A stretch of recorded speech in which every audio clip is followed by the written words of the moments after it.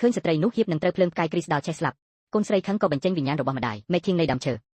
Making នៃដើមឈើក្មេងស្រីតូចម្នាក់នេះពិតជាស្គាល់ដើមឈើមនុស្សគ្រប់គ្នាសង្ស័យថាក្មេងស្រីនេះគឺជាបិសាចខ្ញុំអង្វរព្រះភ្នំឲ្យជួយសម្លាប់ម្ដាយនិងកូនស្រីផងខ្ញុំឃើញតែព្រះភ្នំបង្ហាញវេទមន្តចង់ដៃស្ត្រីនិងកូនស្រីព្យាយាមបំផ្លាញស្ត្រីនៅក្រោមភ្នែកធ្ងន់ចម្ងាយពី 1000 គីឡូម៉ែត្រស្ដេចមីងបានកត់សម្គាល់ឃើញថាភរិយារបស់ទ្រង់កំពុងហាញខ្លួននៅចំពោះមុខមនុស្សគ្រប់គ្នាទាន់ពេលឈប់ខ្ញុំមានកំហឹងចំពោះទិសខាងកើតនិងខាងលិចការបានប្រែទៅជា2-3ដងអ្នកណាហ៊ានធ្វើបាបស្ដេចមីង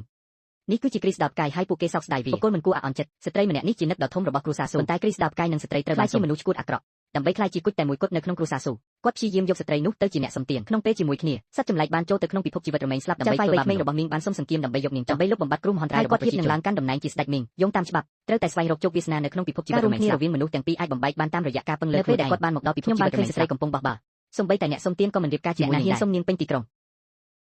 នឹកគ្រួសារស៊ូក៏ជាអ្នកក្រម្ដាយឈឺស្លាប់កូនស្រីរបស់ម្ដាយក៏ឈឺដែរស្ត្រីរបស់មីងបានឃើញស្ត្រីក្រីក្រហើយចាប់បាល់របស់នាងតារាស្រីគ្រីស្ដាល់មិនបានយកចិត្តទុកដាក់នឹងស្ត្រីនោះទេនាងបានរុញនាងចុះពីលើអាគារចៅហ្វាយវ័យក្មេងភ្លឺនៅចំពោះមុខស្ត្រីចាប់នាងក្រឡេកមើលមួយផ្លែតគាត់ឃើញថានាងគឺជាអ្នកដែលគាត់កំពុងតែមានវាសនាទេនារីម្នាក់នេះមានវាសនាមិនមែនជាមនុស្សអាក្រក់ទេតារាស្រីខឹងម្ចាស់ក្មេងជារឿងអាក្រក់វាមានន័យថានាងរើបាល់ត្រូវតែរៀបការជាមួយស្ត្រី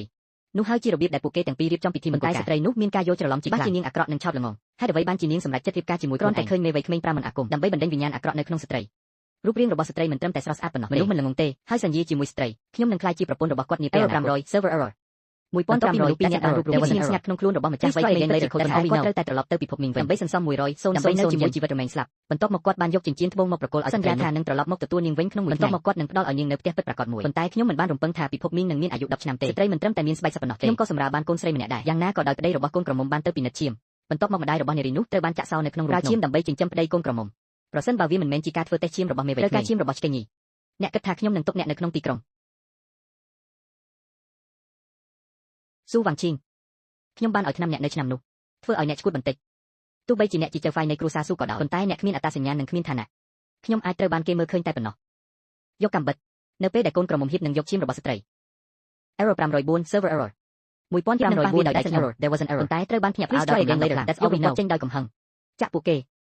ហើយយកឈាមមួយចានមកពីស្ត្រីនោះខ្ញុំបានយកចិញ្ចៀនពេជ្ររបស់ស្ត្រីនោះមុនពេលខ្ញុំចេញជាមួយគ្នាដើម្បីធ្វើឲ្យចៅហ្វាយនាយវ័យក្មេងឡើងសោយរីកបានចាក់សោគាត់នៅក្នុងពិភពមីងដើម្បីអនុវត្តអំណាចនៃស្ដេចមីងហើយបានបញ្ជូនមនុស្សទៅពិភពរមែងស្លាប់ដើម្បីស្វាគមន៍ស្ត្រីនោះគេនិយាយថាអ្នកដែលមានត្បូងពេជ្ររបស់ស្ដេចមីងគឺជានារីវ័យក្មេងនៃពិភពមីងប៉ុន្តែខ្ញុំមិននឹកស្មានថាប្តីរបស់កូនក្រមុំដួលសន្លប់បន្ទាប់ពីផឹកឈាមម្ចាស់ទីក្រុងបានឃើញដុំពេជ្រ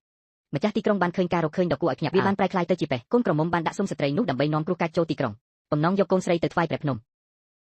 សូមព្រះភ្នំដោះគ្រោះចង្រៃព្រះភ្នំបានទតឃើញចិញ្ចៀនត្បូងពេជ្រនៅកូនក្រមុំហើយយល់ច្រឡំថាកូន